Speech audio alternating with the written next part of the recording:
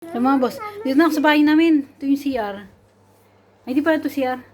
Ano pala ito? Paliguan. Oo. Ito yung CR. Oo. Ayan.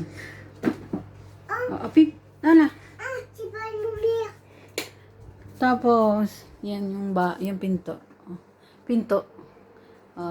Pinto din doon. Yan. Yan. Magkakatapat yung lahat ng pinto. Sabi nila, yung nga yung kaluluwa daw, dire-diretso. Kaya siguro ako binabangungot. Kaya siguro may multo dito. Dito na siya. Mas dumadaan dito yung mga multo. Tingin ko lang kasi, di ba may paninimala tayong ganyan? Alam mo naman yung ibang tao, hindi maniwala sa ganyan. So, tayo lang ba? Ngayon, huwag na kayo mag-wish mga boss. Pag naging milyonarya kayo sana ako din. Mag-donate naman kayo mga boss. Para matuloy yung charity ko. Bala ko gumawa ng mga bye-bye. Tapos, huwag yung mag-expect ng bonggang-bonggang bahay kasi depende sa budget yun . Pag maganda budget, maganda yung bahay. Pagka tama lang yung budget, okay na, ganun. Depende kasi sa budget ng mga boss . Paalala ko pala, sabi ko nung nakaraang video, diba, sa inyo, pag may budget kayo, pwede kayong gumawa ng bunis . Yung ko makulit. Pwede kayong gumawa ng sinturon na mainit. Nakakapayat yan mga boss. Laging mainit na tubig. Kung napanood nyo yung video ko na yun, lilinawin ko lang. Baka kasi bigla kayo magsidayitan, baka maoperahan kayo. Ganito gawin nyo mga boss, parang hindi kayo maoperahan. Pag nakakaramdam kayong gutom, kasi meron namang pero nasa abroad, mag-order ka pa lang, pero hindi yung inaasahan natin na wala pa kasi naka-invento yan yung sinturon talaga. Kaya nga kung may budget kayo, pwede nga yun, sinturon. Lagay nyo sa braso, hita, lalo sa tiyan. Lakihan nyo na, para malaki kasi yung tiyan, yung size Iba-iba kasi size niyan malaki yung size ng tiyan. So lakihan nyo na yung sinturon, tapos komportable ka, tapos mainit. Ayun. Sigurado maraming bibili niyan.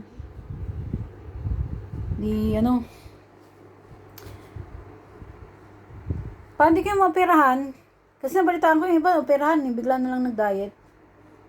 Tapos hindi pa kaya ng bituka, bumigay. Depende kasi sa katawan yan Iyan ko lahat nung diet ko noon, ginawa ko. Lahat na lang ng problema, pinasa sa akin. Na-stress ako. Tapos wala rin akong budget na hindi man ako rich. Para lagi gulay, laging Kaya, yun ang hinanapan. Nag-invento ko sinearch ko. Invento ko ng sarili kong diet, ganun. Ayun, effective to mga mas di ka maoperahan dito. Laging mainit, inumin mo. Basta pag nakakanda ko ng gutom,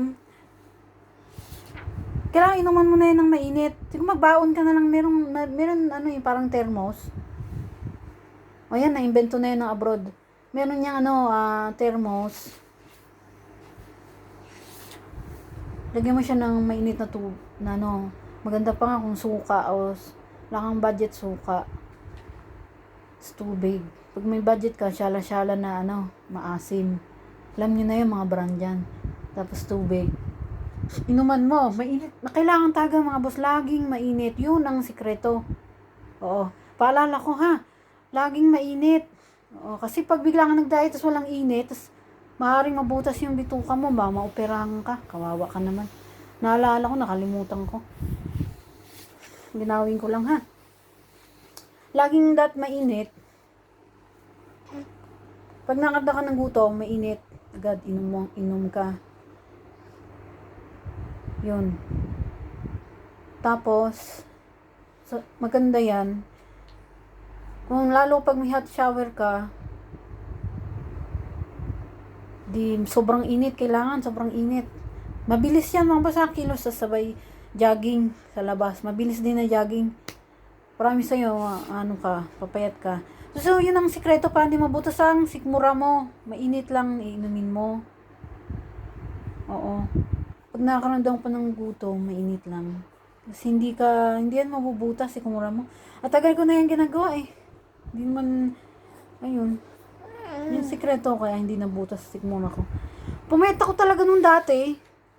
24 na, yung 24 size na pantalon, lumuluwag na kusang nahuhubad sa akin.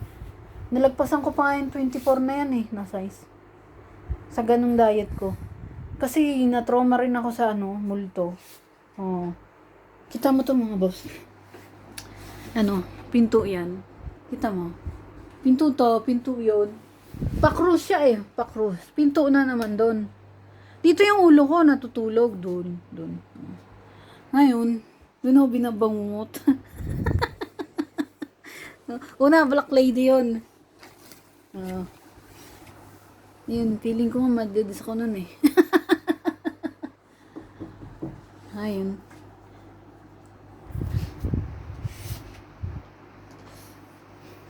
Tapos, may sabihin pa ako eh. Ayun. Kay Ludi, Rene, saka kay Divine.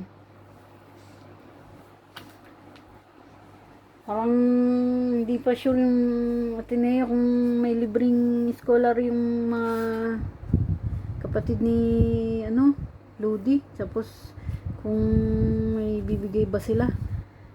Di ba parang maaga pa naman para i-judge natin. Pero parang ganun eh.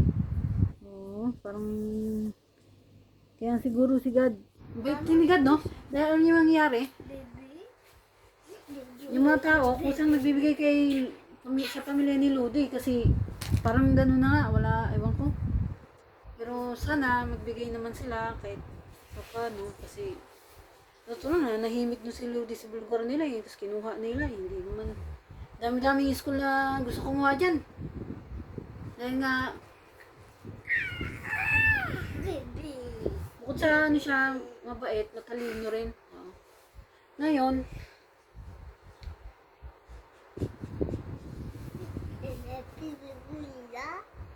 yung bala mo gawing kanta kanila, Ludi. Hindi ko alam kung try ko muna yung kanta ko, sabihin, ganito muna. Nagkala na kung gagawin ko, hindi yung kanta. Kasi una, konti nang nanonood eh, wala pa akong kita eh. Oo. Tapos,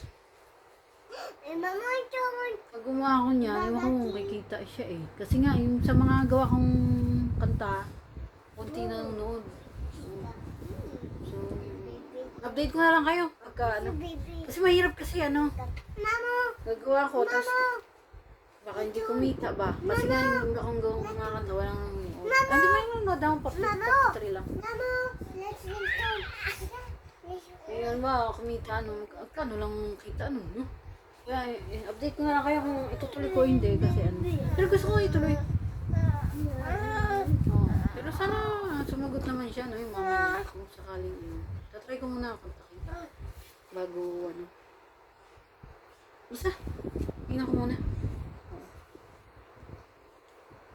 Kasi nag-aalangan ako, kasi gusto ko sana actually, di ba ako kumita, gusto ko sana actually pumunta niya, ibigay. Posible nga, kasi nga, sabi ko na lang kayo, mga boss, Achab. Di sabihin may, di ba sa may YouTube channel. Bali ni,